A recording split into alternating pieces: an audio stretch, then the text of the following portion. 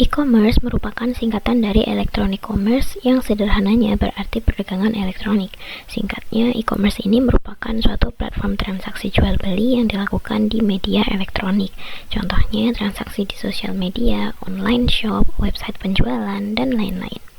E-commerce ini mulai populer sejalan dengan adanya perkembangan teknologi. Perkembangan teknologi ini sejalan dengan perkembangan digitalisasi pasar yang salah satunya yaitu menjamurnya e-commerce. Pada masa pandemi, e-commerce menjadi salah satu jalan keluar ketika tidak dapat melakukan transaksi secara langsung. Karena itu, sejak adanya pandemi, platform e-commerce ini makin melebarkan sayapnya di ranah ekonomi. Munculnya e-commerce ini didukung dengan perkembangan teknologi membuat penggunanya semakin banyak.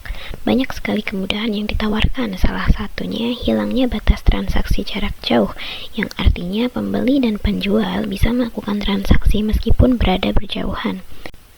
Kemudian, teknik marketing yang dilakukan juga sangat brilian dan tepat sasaran. Misalkan diskon event tanggal kembar yang ada tiap bulan, diskon live besar-besaran, serta menggunakan bintang iklan yang terkenal untuk melakukan promosi. Di balik kemudahan yang ditawarkan, terdapat dampak yang tidak bisa dihindari, yaitu meningkatnya perilaku konsumtif pada konsumen.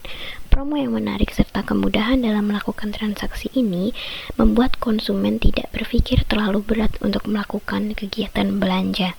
Hal ini tentu saja bukan hal yang baik, perlu adanya kontrol diri bagi konsumen agar tetap terhindar dari sikap konsumtif. Berikut ini adalah salah satu pendapat dari teman-teman yang aktif menggunakan platform pasar digital.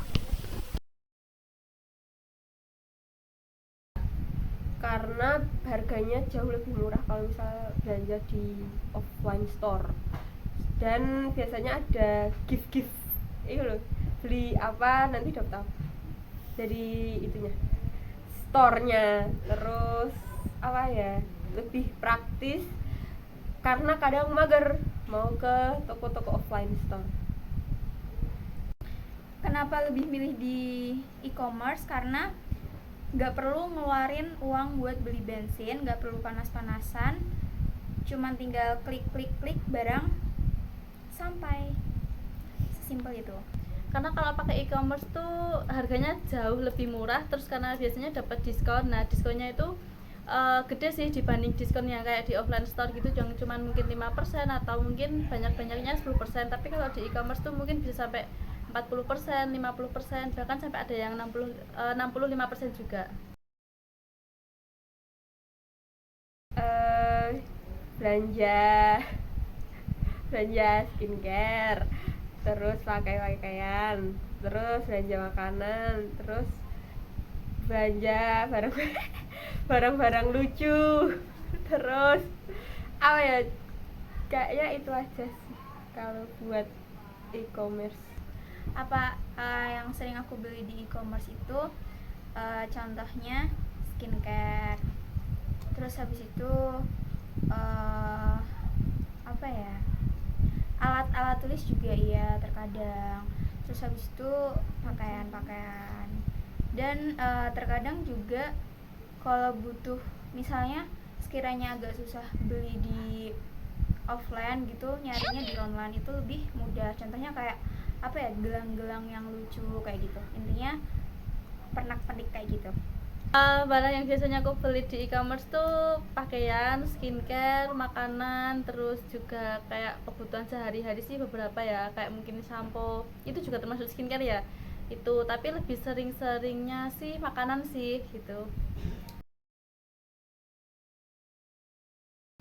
Kalau dari keuntungan, yang pasti sih lebih menghemat waktu dan tenaga, karena kita cuma di rumah tinggal milih mencet-mencet, terus yaitu harganya bisa jauh lebih murah, terus barang-barangnya lebih bervariasi, modelnya, ukurannya dan lain-lainnya. Itu ya kalau keuntungannya itu yaitu tadi, barang kita lebih efisien, jarak dan juga waktu. Terus habis itu terkadang juga lebih efisien dalam biaya, karena yaitu tadi kita terkadang mendapatkan promo ketika ada pas acara besar-besaran.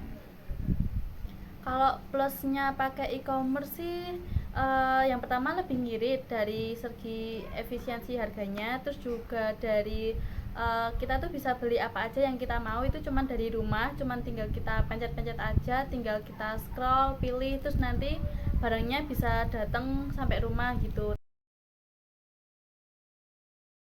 Terus kalau kerugiannya kadang barangnya nggak sesuai, terus kalau nggak dapat potongan bisa mahal banget. Kalau nunggu live juga kadang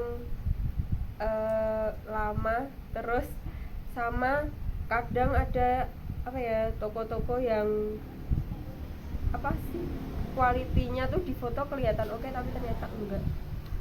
Kalau untuk kerugiannya sendiri, terkadang barang yang kita lihat sebelum check out itu dengan barang yang datang itu agak berbeda, atau ya kadang sesuai ekspektasi, kadang tidak.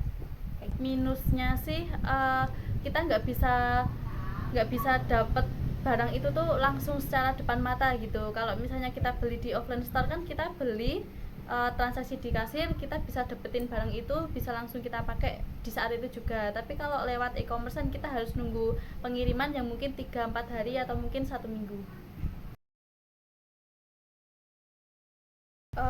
Kalau aku sendiri sih iya aku akan menjadi lebih konsumtif sejak memakai marketplace e-commerce. Jadi ya terlebih di Shopee Food kayak gitu, food-foodan itu biasanya lebih konsumtif. Terus di barang-barang sebenarnya nggak terlalu dibutuhkan tapi terlihat lucu itu juga dengan harga miring lebih konsumtif juga itu.